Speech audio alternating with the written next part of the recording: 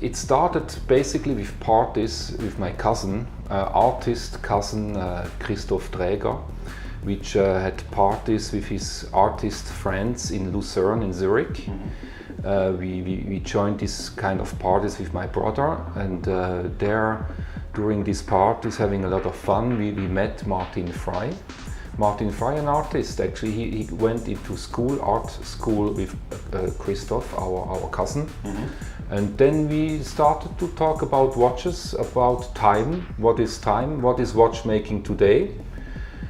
As my brother and myself, we grew up in a watchmaker family. It was a very interesting question for us to give a little bit of a sense, to search sense actually in being, coming from a watchmaker family.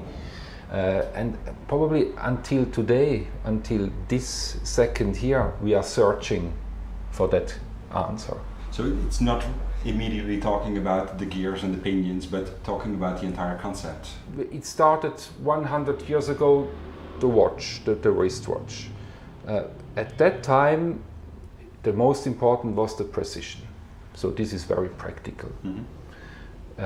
Today, the mechanical wristwatch is no more so much practical and logic.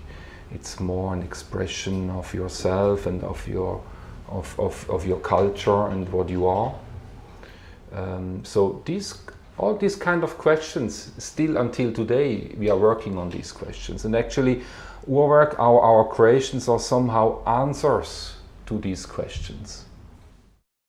At the time my brother, he started to restore clocks. This was now like 22 years ago. He had restored very old Italian, English clocks. And we have seen at our father's atelier actually when he restored a very old, 400 years old Italian night clock.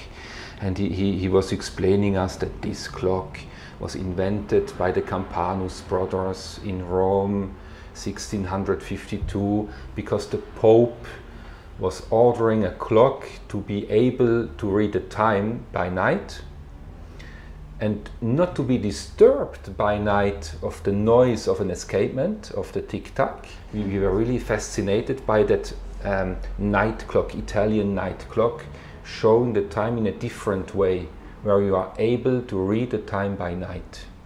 So this kind of ideas we exchanged with Martin, this was just an alternative way to hands, to give a new side, new values to how can we display time.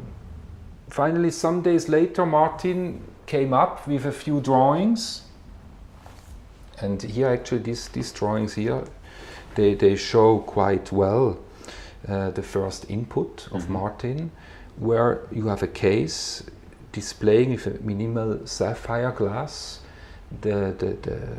what is needed to show the time. So very minimalistic design.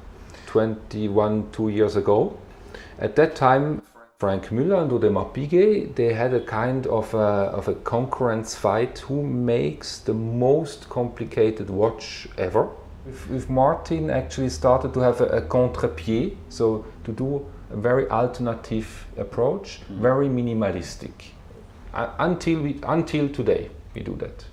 This is the very first prototype.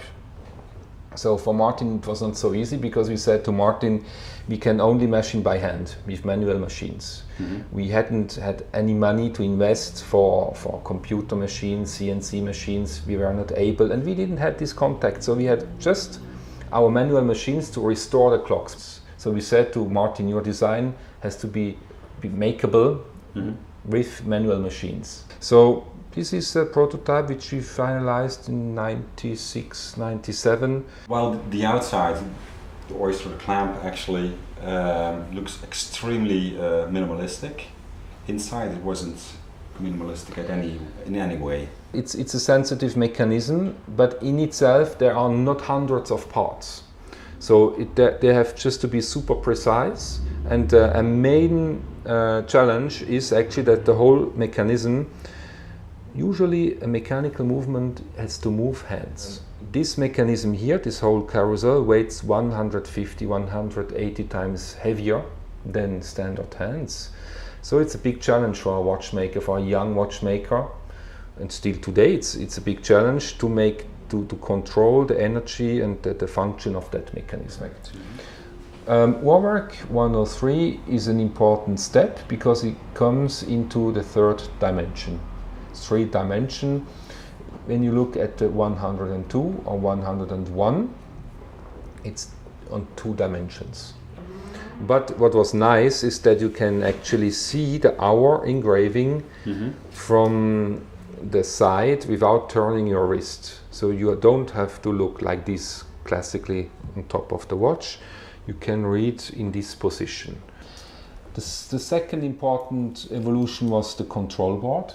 First time in watchmaking also for us URWERK that we use a control board, which is an interesting side because suddenly on the top it's a minimalistic approach. You turn the watch and then suddenly you have informations about the basic movement. Power reserve, the precision in minutes and seconds, and here a fine-tuning option where you can fine regulate your basic movement as in pocket watches of Abraham Louis Breguet. So that was again my little historical input to be able to regulate by yourself your mechanical watch. Because when you just think 10 seconds a tourbillon, which is not well regulated, or a very precise watch badly regulated, doesn't make any sense. So this is the idea here, is that you can by yourself compare the watch to a precise source and to have your own regulation on your wrist.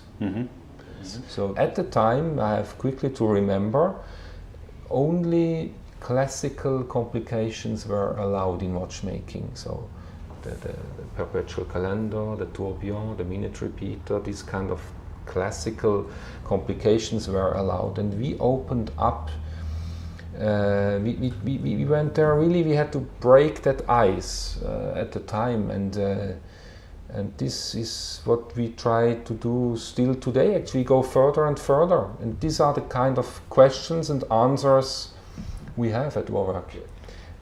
This time indication, the wandering hour, never died out. When it was invented in 1652 in Italy, it actually was always kept alive a little bit. Until today with URWERK, let's say. So it's never totally disappeared.